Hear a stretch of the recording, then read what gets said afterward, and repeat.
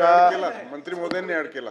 सभापती महोदय, सदस्यांची परवानगी नव्हती प्रत्येक त्याला. तालुक्यात एसटी डेपो आहे आणि तिथं श्रीकांत दिव्यांगाला भारतीयांची आपण परवानगी जर नव्हती. काही गाळे देता आले आणि दिव्यांगाला त्या माध्यमातून रोजगार जर देता आला तर मंत्री महोदय एक चांगला रोजगार दिव्यांगाला प्राप्त होऊ शकतं. प्रत्येक डेपोवर 2-2, 3-3 गाळे जर आमच्या दिव्यांगासाठी राखीव ठेवावे, जेणेकरून त्यांचा रोजगार तिथं भेटन, त्यांना अधिक काय सुविधा देता येईल.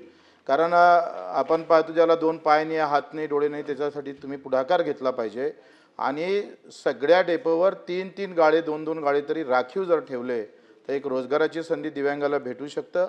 दुसरा, मेळघाट आणि जो आम्ही पाहतोय घाट एरिया आहे किंवा डोंगर एरिया आहे, तिथं ह्या मोठ्या एसट्या जात नाही.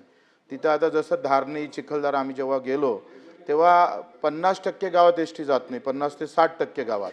अशा ठिकाणी लहान एसटी मॉडेल जर आपण दिले आणि त्या घाटातून ती एसटी जाईल अशा प्रकारचे काही प्रमाणात पहिले दिल्या होत्या, आता त्या बंद केलेल्या, त्या पुन्हा जर सुरू केल्या तर आदिवासी बांधवांना त्या सुविधा उपलब्ध होऊ शकेल.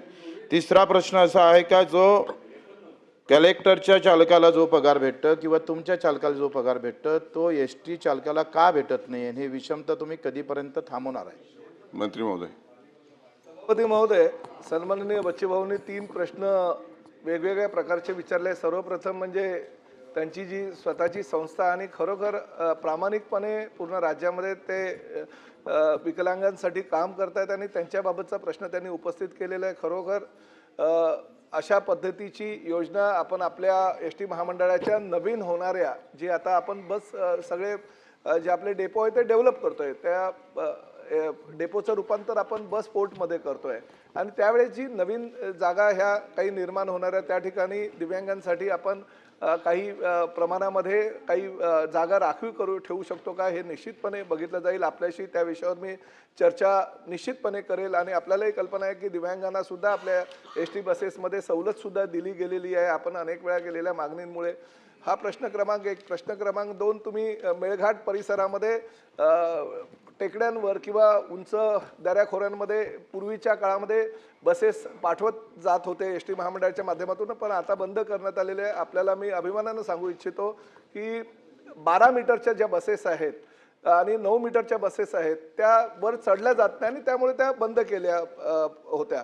परंतु आता आपण प्रामुख्यानं कोकणातील काही भाग, विदर्भातील काही भाग आणि राज्यातील काही भाग जे डोंगर दऱ्याखऱ्यांमध्ये आहेत त्यामध्ये ह्या बसेस चढू शकत नाही म्हणून मिडी बसेस आपण घेतलेल्या आहेत आणि त्या मिडी बसेस भविष्यामध्ये म्हणजे 2 महिन्यामध्ये आपल्या ताफ्यात निविदा प्रक्रिया वगैरे संपलेली आहे आणि त्या आपल्या ताफ्यात येईल. त्यातनं नुकसान आहे बच्चूभाऊ, खरं तर एस टी महामंडळाचं नुकसान आहे, कारण मिडी बसेसमध्ये फक्त 28 सदस्य बसू शकतात. आपल्या ह्या मोठ्या बसेसमध्ये 44 आणि 54 म्हणजे 3x3 आणि 3x2 आणि 2x2 मध्ये 44 आणि 54 प्रवासी बसू शकतात. ह्या ठिकाणी फक्त 28 बसेस पॅसेंजर बसू शकतात.